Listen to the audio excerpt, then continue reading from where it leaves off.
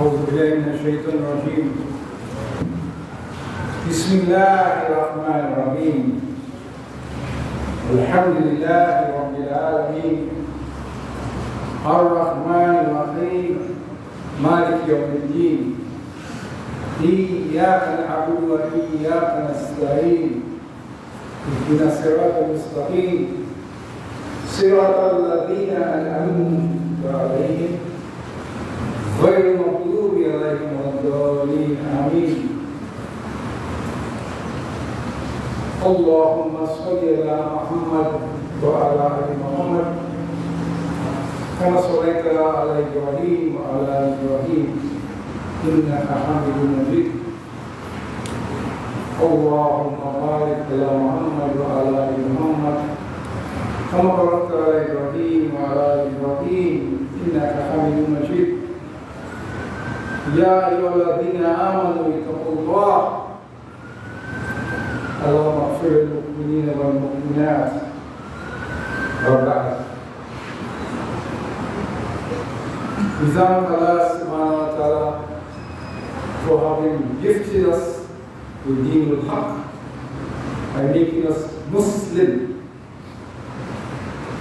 The greatest favor that Allah subhanahu wa ta'ala can bestow on any of his creation is to make that person among those who say I, addressing yourself, I am among those who have submitted my will to the will of my Rabb, my Master, my owner, Allah Azza wa Jalla.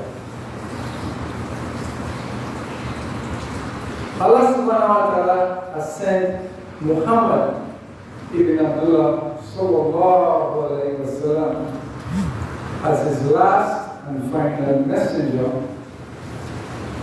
who showed us how we should live. Allah subhanahu wa ta'ala has brought Muhammad ibn Abdullah as al-hadi ila siratikal mustaqim, the guide to the Shaitan. Every time we pray, every salah, we must make Fatiha. And in Fatiha we beg Allah, Ihdina siratal mustaqim. Show us. You don't pray for yourself alone. Allah has made Fatiha, even if you pray singular, you have to make dua for the Ummah. Ihdina siratal mustaqim. Show us the straight path. And Allah has responded by sending Muhammad sallallahu alayhi wa sallam as al-hadi, the guide ila to sirat al-mustaqim. So Muhammad told us how to live, what to do, what not to do, in order for us to be among those who succeed. But our problem comes when we resist obeying Allah and we resist obeying Messenger. Rasulullah should say, everyone, all will enter Jannah except those who refuse. He was asked, who would refuse? He said, those who disobey me have refused. Essential, that is basically what who have disobeyed me have refused the gift of entry into Jannah. Among the many advice that Rasulullah sallallahu alaihi wasallam gave us is that we should remember death often. It was asked, who is the wisest among the believers? And the disciples asked, who is the wisest among us, the believers? Rasulullah responded and said, the wisest among you is he who remembers their youth, who remembers them often, regularly. It is said that the angel of death visits us personally as at least 70 times a day.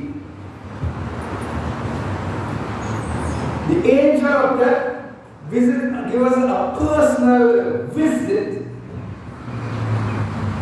a minimum of 70 times a day. You ask me how he does it, as within Allah's knowledge. But we know that Allah subhanahu wa ta'ala has given capacity to some of His creation to do things that are beyond our understanding. But as Muslims, part of our Aqidah, part of our basic, our deen, is to believe in unseen. And Jibreel alayhi salam, he used to move at such a speed. Asked him, Jibreel alayhi salam, what's the fastest speed you ever traveled at? He said, one of the fastest speeds I traveled at. One of the fastest speeds is when the shed, the daughter of Rasulullah sallallahu alayhi wa sallam, he could catch that blood before it hit the ground. Because if that blood hit the ground, these people will not see tremendous Allah.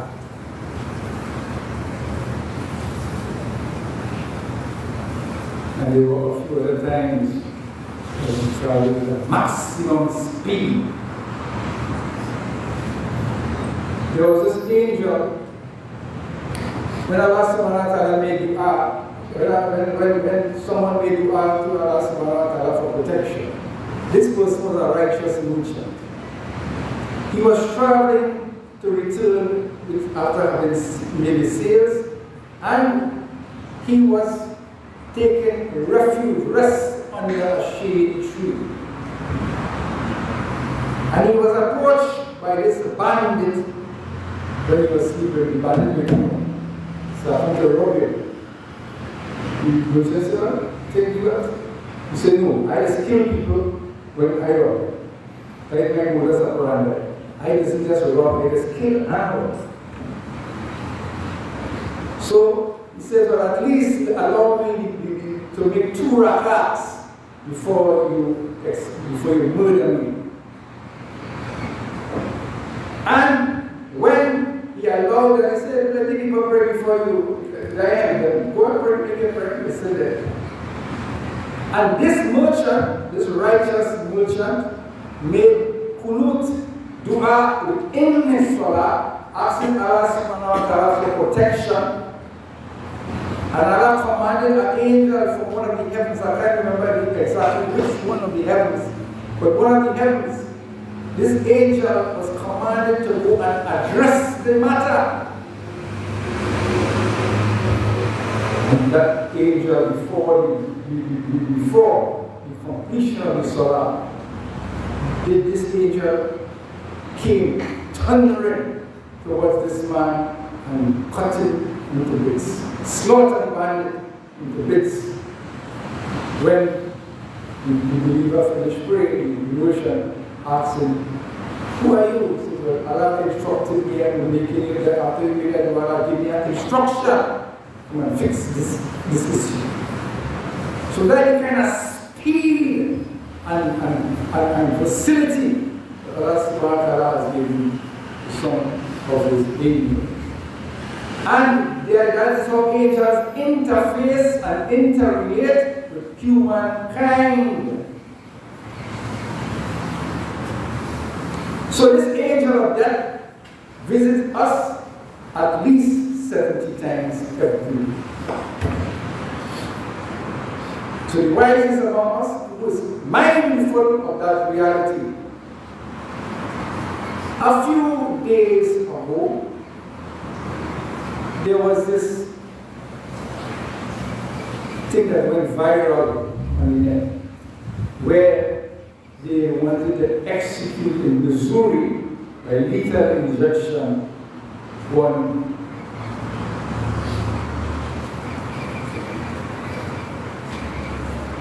a servant of Allah subhanahu wa ta'ala. Everybody made write petitions and telling the governor stand down. Even the family of the quote-unquote victim asked the governor to stand down, do not carry out that execution. The prosecutor in the matter did the same. But this arrogant man carried out the execution in spite of that. But our brother was able to establish his 2 rakats before the execution. He was able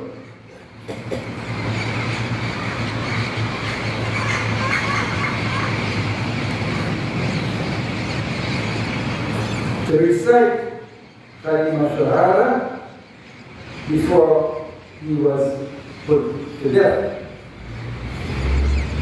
And he left his last statement that was written and signed off. Allah subhanahu wa ta'ala, he said, all praise is due to Allah in every situation. All praise is due to Allah in every situation. So here we have a believer,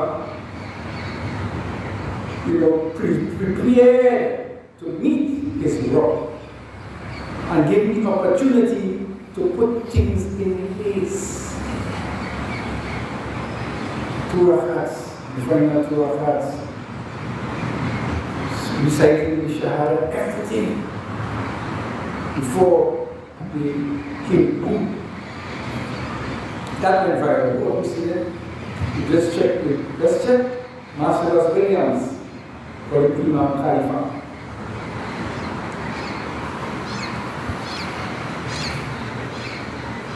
This brother took up the responsibility of being the Imam of the prison. And one of his major concerns when he was about to die, he was talking to his spiritual advisor who allowed him to have. He says, ensure that my flock, if he represents not only his flock, but the brothers who follow him under his leadership.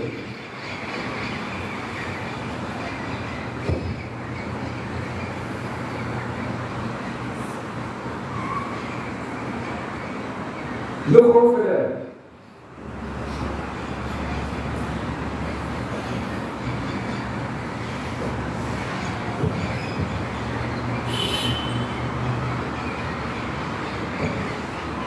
Look over there.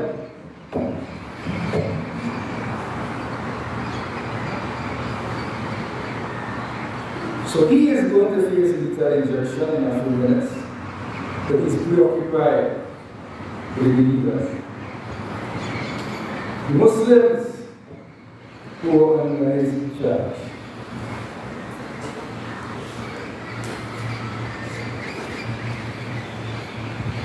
When Rasulullah sallallahu alayhi wa sallam was in a deathbed, his concern was ummati, ummati. I don't.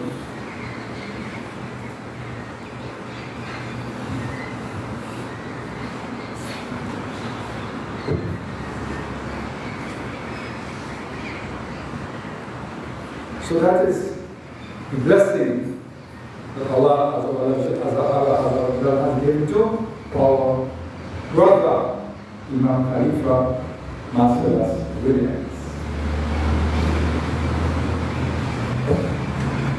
But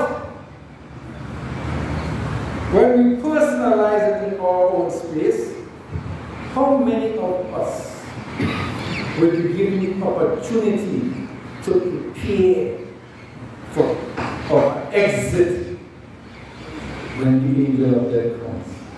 So we're in a position to decide because 2 rakats, decide our Kalima Shahada, or just before we are executed or we will whatever. How many of us?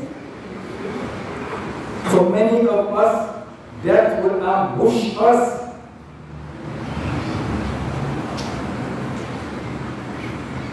For many of us, death will ambush us.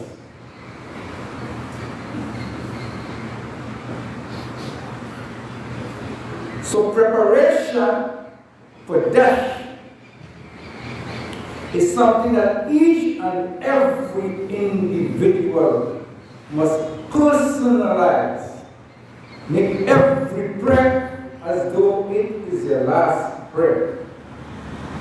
When you go to sleep at night, do not expect to wake up in the morning. That is the reality. Because as I mentioned, death will ambush most of us. We will have our day planned, we will have our night's plan to do whatever we think we will be able to achieve. And the angel of death will cancel our program. Every day we see that reality. Every day we see that reality. But I have a plan. You know, I'm going to do so. We have other plans. I'm going to do this tomorrow. Boom. You go, let's see. Time up. You have no tomorrow.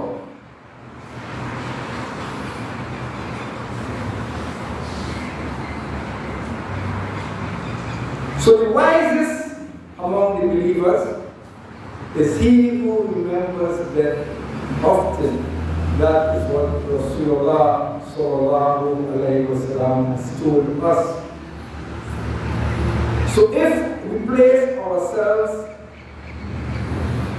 against the scenario of our brother Marcellus Williams, who was executed a few days ago, we place ourselves on the other side and say, Allah has given him the opportunity to establish that connection and acceptance that his last statement will be, all praise is due to Allah in every situation.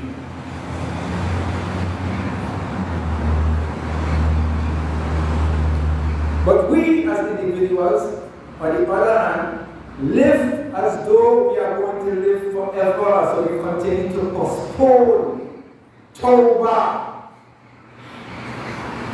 We postpone Tawbah.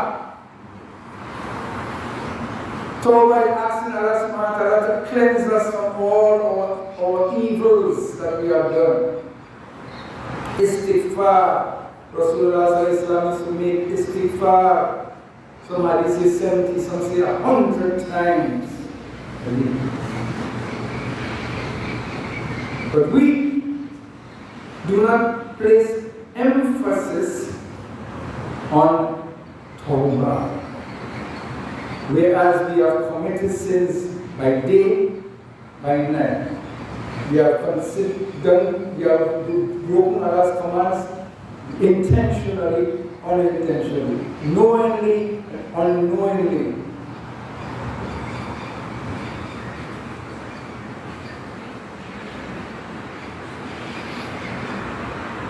So it is upon us to take warning and take the advice of Rasulullah sallallahu alayhi wa sallam and prepare ourselves for the meeting which is inevitable. We could say that as sure 100% death. Allah says He has created death and life to test us, to see which one was the best in come.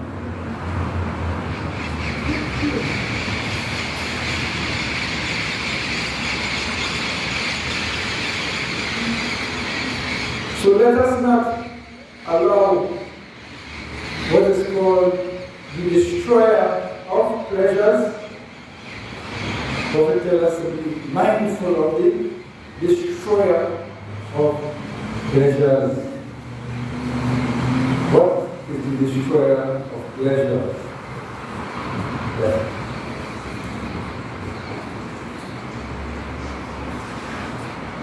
So are we going to continue business as usual?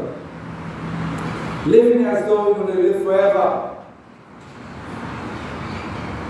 All the big plans, and not face that reality that death visits us 70 plus times every day. Every day.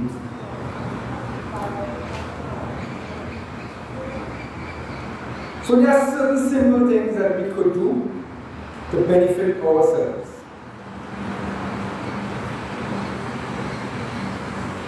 For this inevitable meeting with Allah subhanahu wa ta'ala.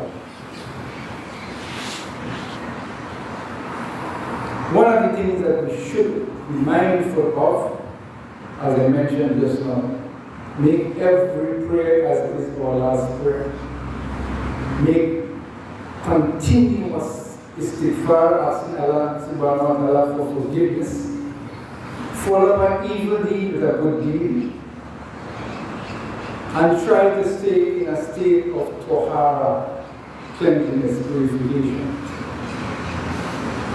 Many Muslims underestimate or underplay the importance of tahara, cleanliness, in a state of wudu. If you have relationships with your wife and so on, you must do ghusl. You don't keep yourself in that state of impurity. You should always try to maintain a state of wudu. Consistently. These things have spiritual value that we're not aware of. The evil forces of the shayateen don't like us when we clean. If you're dirty, they love you. They're all over you. All over you.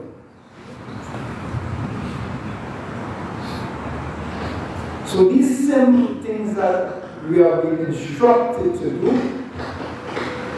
by Rasulullah sallallahu alaihi wasallam is for our benefit. When you go to the toilet, make sure you do this, shake and walk out, wash yourself, don't let the urine fall on your clothes. Because remember about punishment in the grave, and the punishment in the grave is a simple thing as somebody being in a state of constant dirtiness. You just go to the toilet and just come out like no man, like that. That's not our sunnah. Must be clean.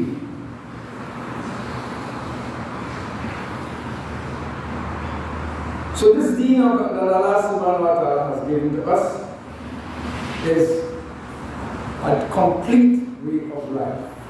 Complete way of life. So we should take an audit, personally audit. One of the advice of Umar and when he said, bring yourself to account before Allah brings you to account. So he used to do an audit on his conduct, what he did. If he transgressed against a certain individual, if he did something that he would try to find solutions and try to correct that circumstance before death comes, and you have to account for that on the day of the end. Remember we talk about, I don't want to go into that again for time, because these things are important for us to remember. If we transgress against a believer, or transgress against an animal, we can end up with serious problems. There was a woman who was thrown into hell for mistreating a cat. And there was this woman on the street who was given Jannah, was given a dog water on a hot day out of mercy for the creation of Allah as well. So if we as Muslims transgress against people,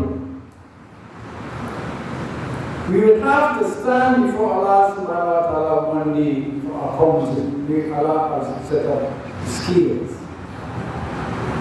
And if the person that we have transgressed against comes towards Allah seeking justice, say, Ya Allah, this person, this Muslim or this person transgressed against my rights. I want justice. What did we say? Okay. Justice.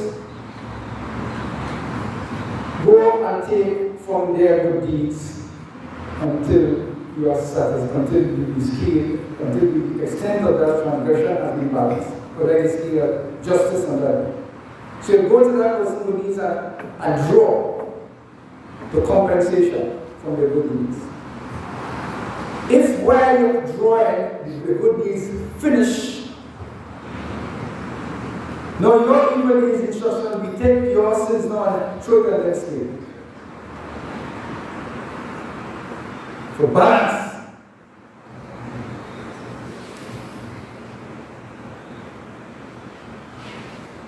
So we have to be mindful and keep reminding, you see, we need to keep reminding ourselves. We just forget, because by nature, even the name insan, man, that was referred one forget.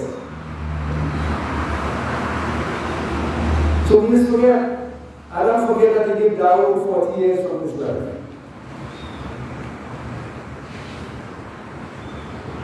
So we just forget.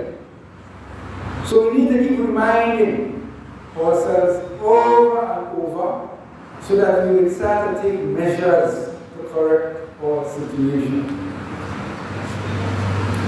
So our brother, who Allah has chosen, I'm making that statement because from all indications, and Allah knows best, this Muslim, this believer, is concerned even when he was about to be executed, murdered, let me put it that way, by the state of Missouri. He was concerned about people who was under his charge as imam in the jail.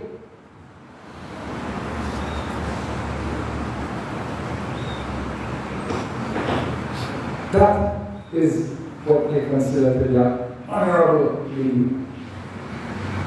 Following the Sunnah of Muhammad ibn Abdullah sallallahu alayhi wa sallam, who, when dying, was concerned with us, ummati, you and me. You and me. Rasulullah sallallahu alayhi wa sallam was concerned about us. So now is the time for us to take measures, because we do not know. Age has nothing to do with it. Being young and strong has nothing to do with it. Right now, green line dropping off the tree and leaving that old right line. They're expecting old people to go. But young people, half their age, quarter age, remember, thank you.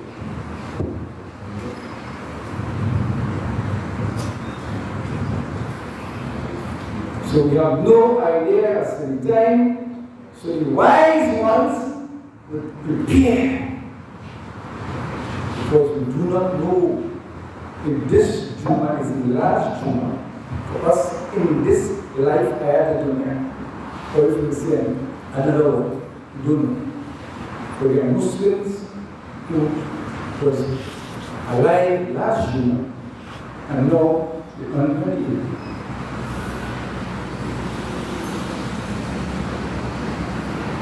So let us prepare ourselves and stop pushing the ball, kicking it on the hip. I will give people a lesson, but we're not have the best position of the true by doing. So sometimes we tell our blind like that, I know it wrong in one way, but I don't forgive no for that now. Other live. So pushing to over, but you can't carry on the road, you say, all right, we're going to over, not know. I want one more time. You might not be. You might not have time. So may Allah subhanahu wa ta'ala allow us to be among those who understand and act according to our understanding and take measures to correct our life and do not continue to keep ourselves divided. Keep there, because that's one of the things that are undermining the growth of the brotherhood. Divided hearts.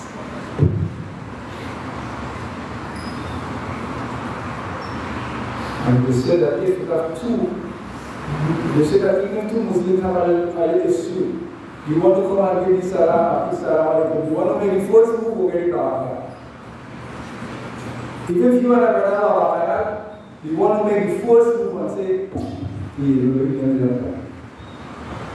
we're done with that. Use man to be first in line for blessing. But we have to humble ourselves and say, I was wrong. And even if I was not wrong, I am prepared to, for the love of Allah, to go forward. And there will be many differences. Let us see if we can get this thing moving forward. By the end of the day, we're going under the earth. And when we in that grave, the only concern is answering the questions and the angels that come in and question us in that grave.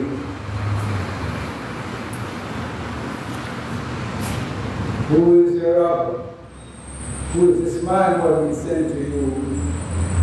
Referring to Rasulullah sallallahu alayhi wa sallam. What deen we do.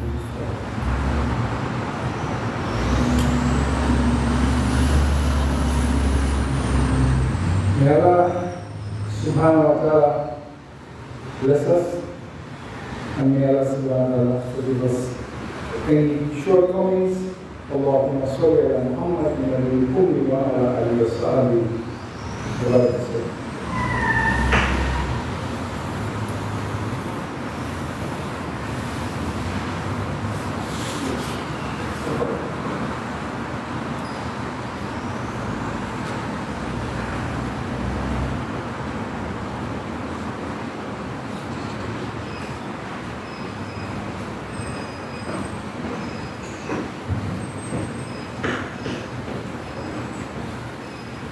يا أيها الذين آمنوا اتقوا الله اللهم اغفر للمؤمنين والمؤمنات